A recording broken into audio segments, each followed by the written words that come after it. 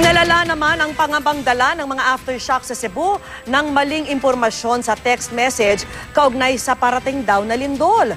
Gate po ng PHIVOLCS, hindi ito totoo. Saksi si John Consulta. Ang mga aftershock tulad ng mga nakunang tagpo nung Sabado kung kailan umabot sa magnitude 5.1 ang pagyanig, patuloy na nararamdaman hanggang ngayong araw. Tulad kaninang umaga nang magkaroon ng magnitude 5.4 na lindol.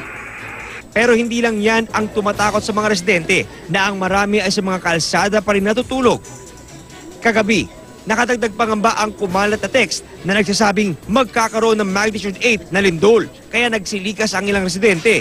So yung text na kumalat ay hindi po ito nanggaling sa PHIVOLCS. Kasi alam naman natin na yung earthquake ay hindi siya nape-predict. Hindi natin na-forecast kung kailan magkakaroon ng lindol.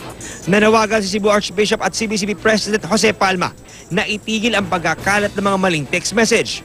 Suspendido pa rin ang klase sa mga pampubliko at pribadong paaralan sa buong Cebu Province.